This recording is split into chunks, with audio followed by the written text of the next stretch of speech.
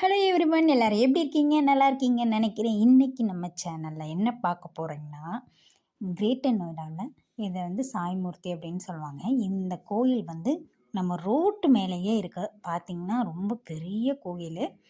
எல்லா சாமியும் இருக்குது. உள்ள என்ட்ரு ஆகும்போதே பிள்ளையார் வச்சுருக்காங்க. அந்த ஆலமரம் வச்சுருக்காங்க. இந்த சைட்லாம் பார்த்தீங்கன்னா அந்த சைடு சனி பகவான் வந்து வெளியில் தான் வச்சுருக்காங்க, கோயிலுக்குள்ளே வைக்கல.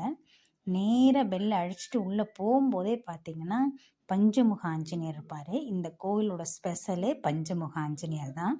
இங்கே வந்து வீடு வாங்குறவங்க, வீடு வாங்கணும்னு நினைக்கிறவங்களாம் பூட்டு வந்து வைப்பாங்க. ஸோ வீடு வாங்கிடுறாங்க. அந்த மாதிரி வச்சதுக்கப்புறம் ஸோ இந்த பஞ்சமுக ஆஞ்சநேயருக்கு லெஃப்ட் சைடு பார்த்தீங்கன்னா ராமர், சீதா, லக்ஷ்மணன், ஆஞ்சநேயர் அவங்க இருப்பாங்க. அப்புறம் துர்காம்மா இருப்பாங்க.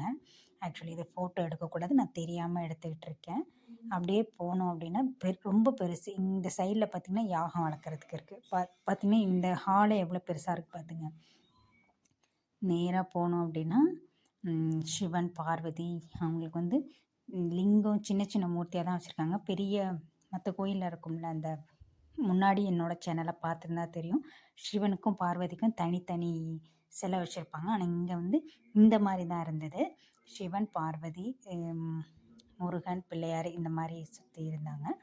அதுக்கப்புறம் பார்த்திங்கன்னா இந்த சைடு வந்து பார்த்திங்கன்னா அந்த கிச்சன் மாதிரி இங்கே இருக்காங்கள்ல ஐயருங்க, அவங்களுக்கு சமைக்கிறதுக்கு, அங்கே யாகம் வளர்க்குறதுக்கு. இந்த இடம் பார்த்திங்கன்னா சிசிடி கேமரா அந்த சைடு இருக்குது. இது வந்து கிருஷ்ணரோடது.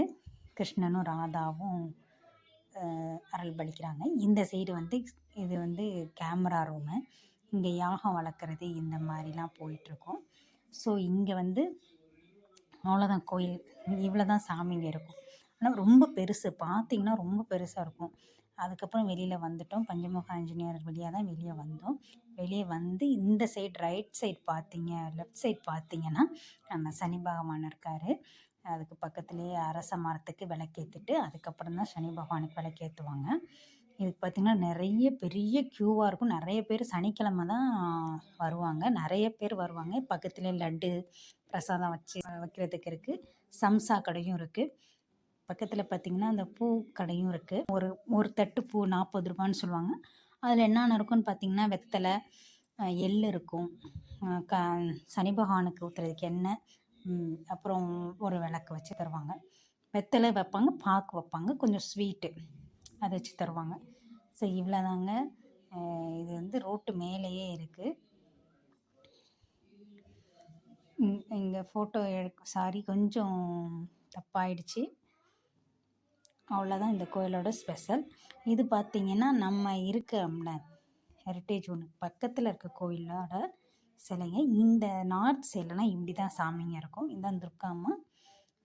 மற்றபடி ஆஞ்சநேயர் இருப்பாங்க, சிவன், பார்வதி இவங்கெல்லாம் இருப்பாங்க, பிள்ளையார் இருப்பாங்க, ராதாகிருஷ்ணன்